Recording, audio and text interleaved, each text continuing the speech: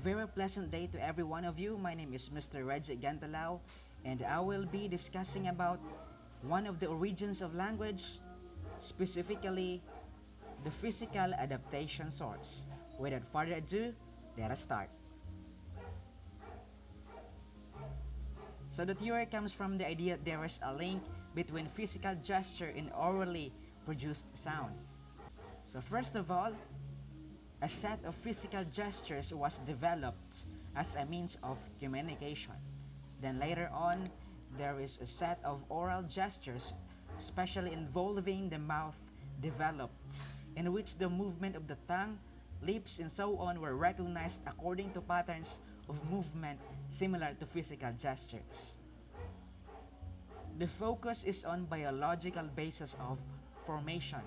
In the evolutionary development, there are certain physical features best thought of as practical adaptations that appear to be relevant for speech. So we have here physical features that are relevant for speech. We have the teeth, the lips, the mouth itself, the tongue, the larynx, and the brain. Human teeth, lips, mouth, tongue, larynx, and brain have been created in such a way to coordinate in producing speech sounds. Their places, connections, and coordinative functions make humankind different from all the living creatures. So the first one is the teeth. Human teeth are upright, not slanting towards like those of apes, and they are roughly even in height. They are also much smaller. Such characteristics are not very useful for ripping or chewing food and seem better adapted for grinding and chewing. They are also very helpful in making sounds such as for v. The second one is the lips. Human lips have more intricate muscles. Interlacing than is found in other primates, and their resulting flexibility certainly helps in making sounds like p, b, and m. In fact, the b and m sounds are the most widely attested in the vocalizations made by human infants during their first year, no matter which language their parents are using. So the next one is the tongue. Human tongue can be used in variety of shapes. In contrast to the fairly thin, flat tongue of other large primates, humans have a shorter, thicker, and more muscular tongue that can be used to shape a wide variety of sounds inside the oral cavity. In addition, unlike other primates, humans can close off the airway through the nose to create more air pressure in the mouth. The overall effect of these small differences taken together is a face with more intricate muscle interlacing in the lips and mouth, capable of a wider range of shapes and a more rapid and powerful delivery of sounds produced through these different shapes. The next one is the mouth. Human mouth is small. The human mouth is relatively small compared to other primates and can be opened and closed rapidly. The next one is the larynx or the voice box. So the human larynx has different position and it is upright in posture. So the human larynx or voice box, which contains the vocal folds, differs significantly in position from the larynx of other primates such as monkeys. I have here a video presentation of what larynx is, and let us watch all together and let us be knowledgeable about it. Did you know that whispering puts more strain on your vocal cords than just speaking in a normal voice?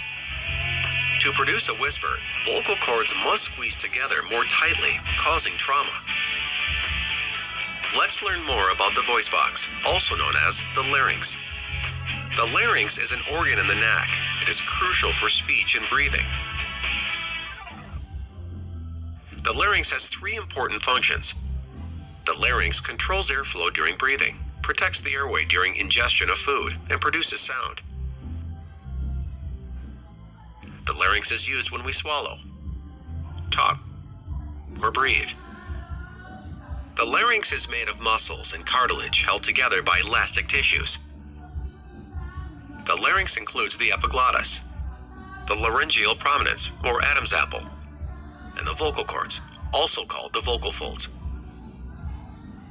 At the larynx, the aerodigestive tract splits into two separate pathways. Inhaled air goes through the trachea, or windpipe, and into the lungs. Swallowed food, on the other hand, is diverted down the esophagus to the stomach. The larynx prevents us from choking by the opening and closing of the epiglottis. The epiglottis acts as a lid. The epiglottis stays upright when we are not eating or drinking. This position keeps the larynx open as part of the airway to the lungs. Then the epiglottis covers the larynx, directing food to the esophagus. The food or drink passes down the esophagus to the stomach. The vocal folds are located in the larynx.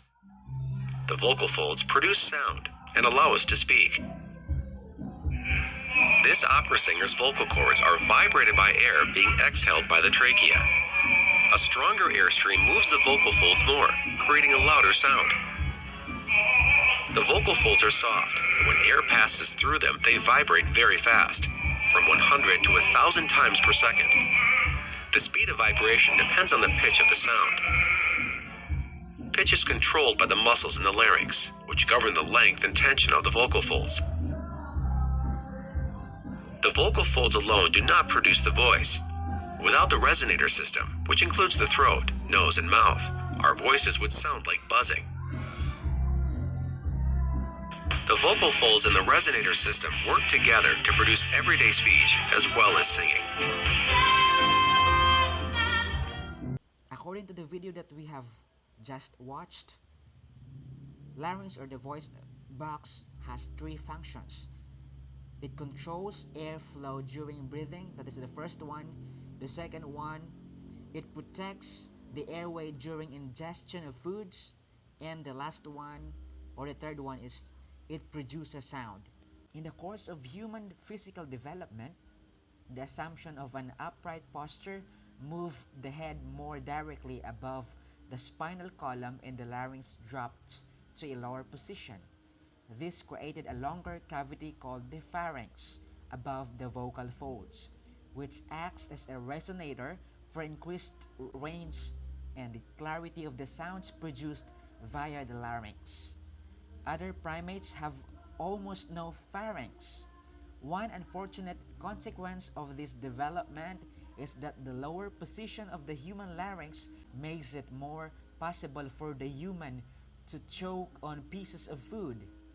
Monkeys may not be able to use their larynx to produce speech sounds, but they do not suffer from the problem of getting food stuck in their windpipe.